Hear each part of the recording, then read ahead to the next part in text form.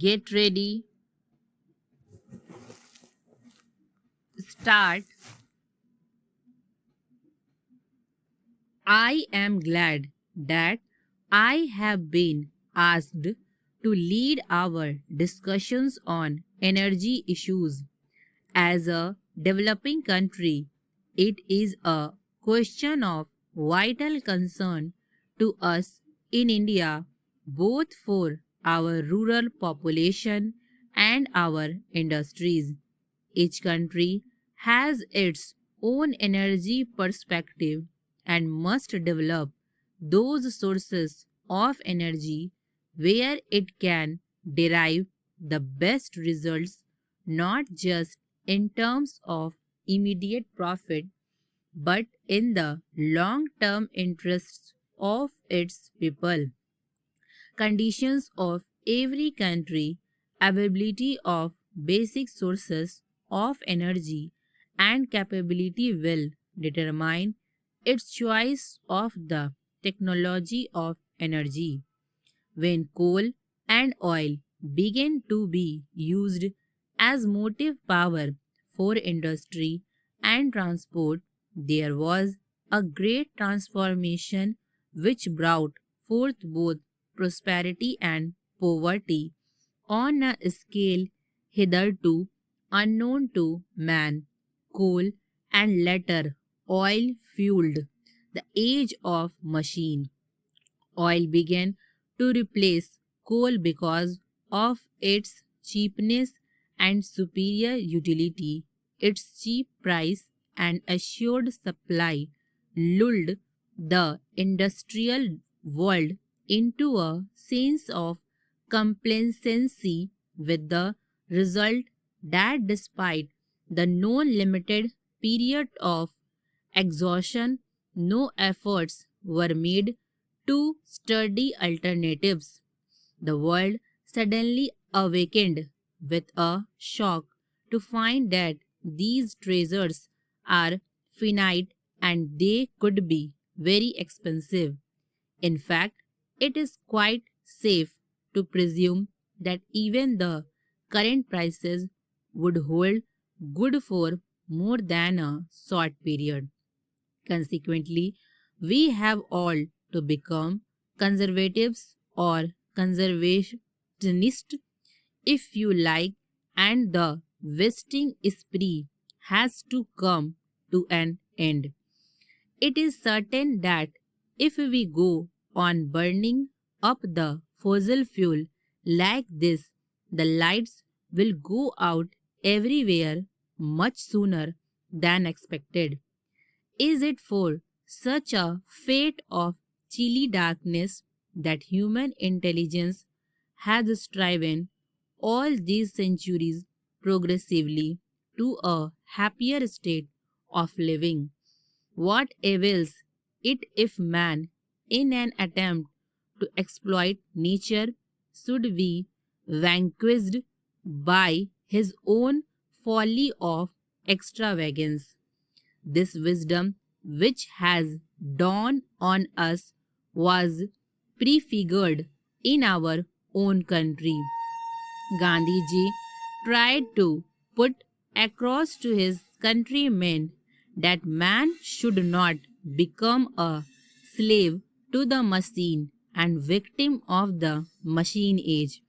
He wanted us to develop an integral personality in communion with the environment and with fellow men. Advanced countries have now begun to see how dangerous it is to presume progress in terms of energy consumption per capita. We must correct such concepts and replace them. We cannot, of course, reverse the clock of development in modern age. Pollution is one of the worst of them, and the sources of energy has to be so chosen that the evils of pollution and degradation of environment are reduced to the minimum. We have a fairly abundant reserve of coal, but Coal is also exhaustible and has to be exploited in an efficient way, including lower grades of coal and lignite. The pollution would also have to be seriously tackled. Hydroelectric power is the next most important and promising source of energy not only for India but for other countries as well. What is better still is that with hydropower, the risk of pollution is neither so strong nor unmanageable. We should systematically survey our hydel power potential and cooperate with neighbors to tap it for mutual benefit. Unlike oil, hydel power comes ever fresh and endless from the snow mountains and rain fed rivers. To tap this fully in South Asia is a challenge to both engineering and fellowship. Modern science has opened up the atom and released its power for use by man. Nuclear power be harassed for electricity, but there are well known difficulties which have not been fully resolved as yet, notably the proper reactor and the disposal of waste.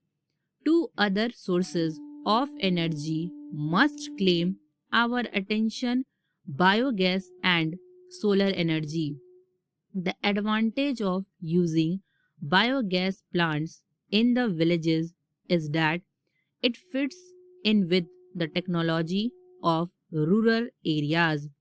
There are, I believe, some problems yet resolved before it can be popularized in a large way to help the smaller peasants. In India, we are trying to work a strategy of community biogas plants. This is one energy sources which would be relevant to conditions in small countries as well as large ones in towns as well as in villages. Large concentration of cattle population in villages and dairies particularly lend themselves to exploitation of this source of domestic use and small power requirements.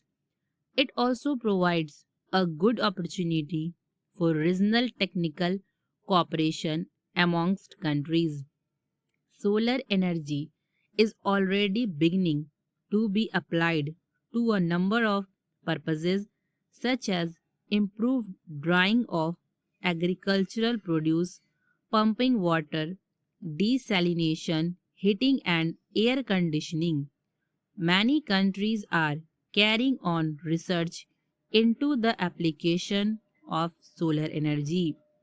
All our countries are blessed with abundant sunlight, and we should therefore have a primary interest in speeding up the commercial development of practical appliances using solar energy. India recently hosted a conference on solar energy, and we were gratified by the interest it generated. Here, also, immediate prospects are good.